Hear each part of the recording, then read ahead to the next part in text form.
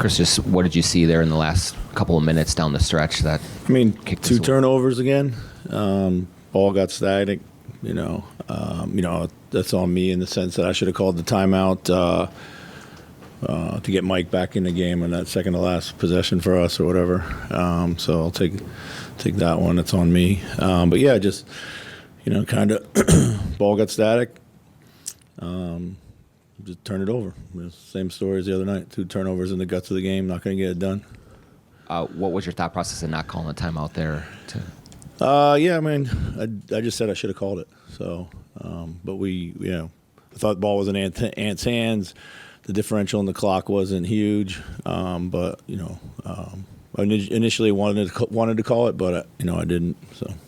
And then with Luka with the ball in his hands late there, do you think about doubling at that time and get it out, or how do you see that unfold? No, the idea was to switch up, press him inside the 3-point line. So, how do you get Ant back to playing a little bit more of the quick decision basketball that he's been so good with over the last 2 months?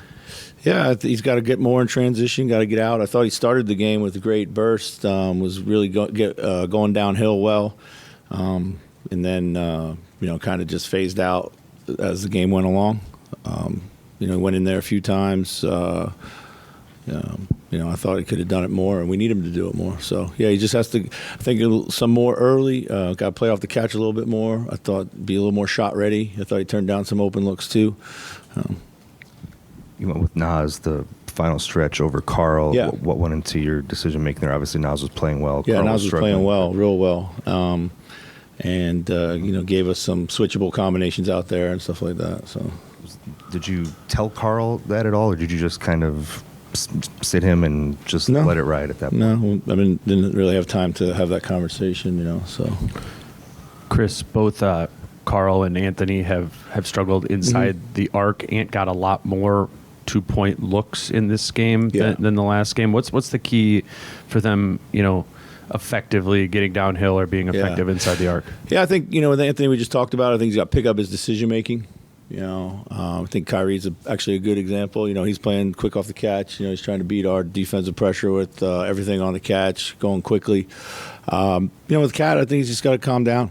I think he coming out of the gate pressing a little bit, maybe getting off on the wrong foot, and then chasing the game. So he got some good looks.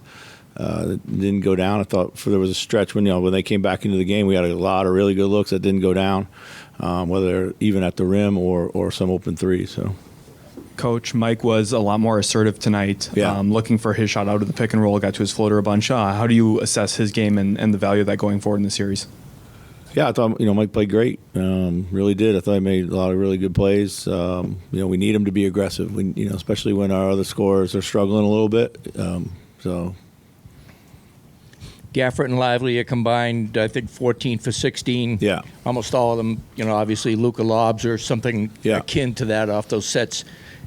What's the counter for that, or what is the way to present that from being less efficient? Yeah, I think, again, it starts with keeping the ball out of the paint a little bit better.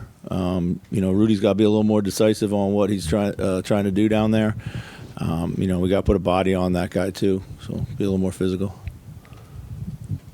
Did you get a chance to look at the replay with 47 seconds left? Obviously, went off McDaniels. Yeah, it looked like it was also fouled, right? Right. Yeah, of course. Looked like it was fouled, but they can't or didn't account for that in the call. So, Chris, do you say anything to the team after a loss like this? Or yeah, as I said, listen, I thought we're doing a lot of stuff that we talk about doing. Thought game plan execution was a little bit better tonight. We're building leads. Just our offense is letting us down in key moments with turnovers and some missed shots and some. We kind of play ourselves out of rhythm, I think, a little bit at times. The two tough games. It's a long series, and keep our head up. We got to keep getting better, but there's a lot of basketball to be played. Chris Moore, Kyle Anderson, in this game, what did he do in being able to take Luka?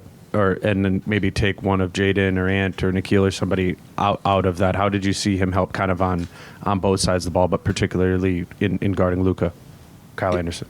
Yeah, I think he's. Luka's a tough matchup for anybody, but he's got size. He can move with them. Can be play with enough physicality. Was also great offensively for us. So, and we said in the beginning we thought this would be a great Kyle series. It's turned out to be really good for us, for him. So.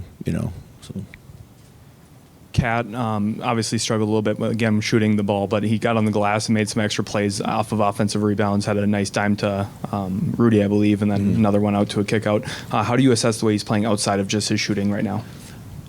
Yeah, I mean, I think, he's doing a lot of stuff, playing hard, doing a lot of dirty work out there. I'm not worried about him. He'll come into this series, and I'm sure it'll happen in Game 3. So, you guys are able to do it a few times. What's the challenge of trying to give Ant breaks defensively, knowing that sometimes maybe fatigue can play a role in the offensive end?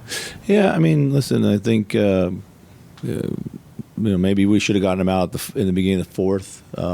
I think that's where I can give him a break. But, it's the Western Conference Finals, man. Like, we can't look to hide people or try to take breaks. I don't see Kyrie shying away from a matchup out there.